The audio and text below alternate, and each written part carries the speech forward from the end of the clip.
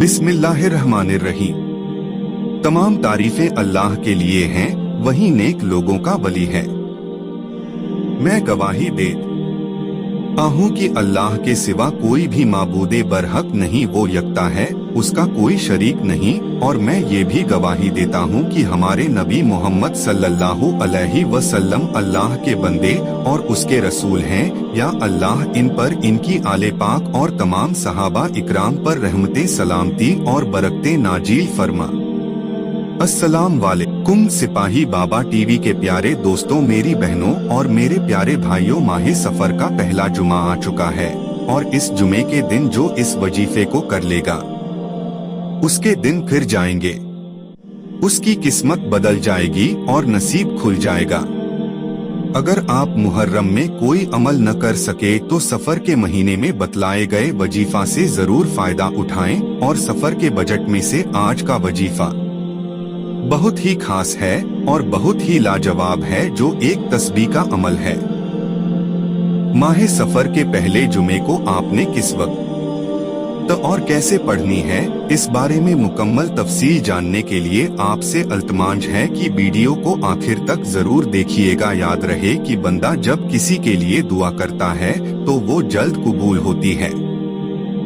इसीलिए अपने लिए जब भी दुआ मांगे तो अपनी दुआओं में अपने प्यारों को लाजमी याद किया करें और दूसरों के लिए दुआ करने का एक फायदा ये भी है कि जब आप किसी दूसरे के लिए दुआ करते हैं तो एक फरिश्ता अल्लाह की बारगाह में कहता है, या अल्लाह, यही चीज तू इसको भी अता फरमा जो इसने अपने भाई या बहन के लिए मांगी है।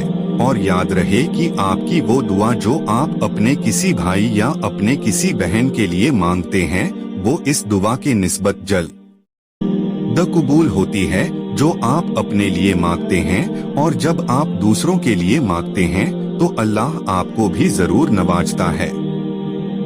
आज का अमल बहुत ही खास है, इसको आपने किसी सूरत में मिस नहीं करना। मेरी बहनों और भाइयों, जब भी आपको कोई तकलीफ पहुंचे तो आप अपना दुखड़ा अल्लाह को सुनाया करें। किसी इंसान के सामने अपनी तकलीफ का जिक्र ना करे। बंदे के सामने दुखड़े बयान करेंगे तो वो आपका तमाशा बनाएंगे और आपका फायदा नहीं होगा, बल्कि और भी तकलीफ पहुंचेगी। इसलिए तकलीफ पहुंचने की सूरत में अपना दुखड़ा अपने अल्लाह के सामने बयान किया करे। वो आपका तमाशा नहीं बनाता, बल्कि वो आपके जख्मों पर मरहम लगाता है।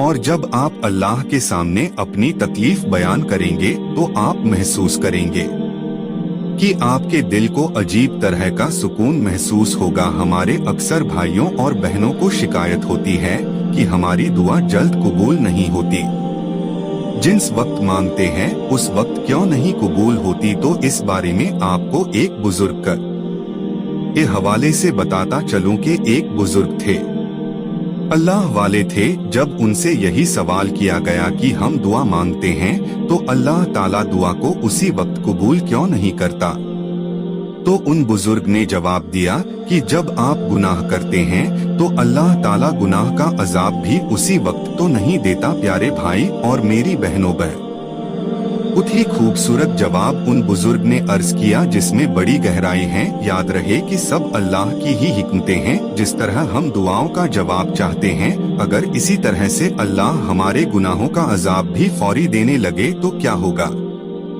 इसीलिए यह अल्लाह की हिकमत होती है, वो बंदे के बारे में खूब जानता है कि उसको कब क्या देना है। बस बंदे का काम है कि अल्लाह से मांगे और नतीजा अल्लाह पर छोड़ दें, जल्दबाजी ना करे। अल्लाह ताला जरूर अता फरमाता है और दुआओं को जरूर कबूल फरमाता है, लेकिन अपने हिसाब से हमारा काम है मांगना और हमें मानते रहना चाहिए। ये अमल बहुत ही प्यारा है। अपनी औलाद के लिए इस अमल को करें। जिनकी औलाद नहीं है वो भी इस अमल को करें, औलाद मिल जाएगी। और जिनकी औलाद दर दर की ठोकरें खा रही है वो भी इस अमल को करें, उनके नसीब खुल जाएंगे। इस अमल की बरकत से आपको खुशखबरियां ही खुशखबरी सुनने को मिलेंगी। बस जुमे के दिन इस अमल को कर ले। चलिए आपको ये अमल बताता हूँ। इस अमल को गौर और तवज्जो के साथ सुन लीजिए।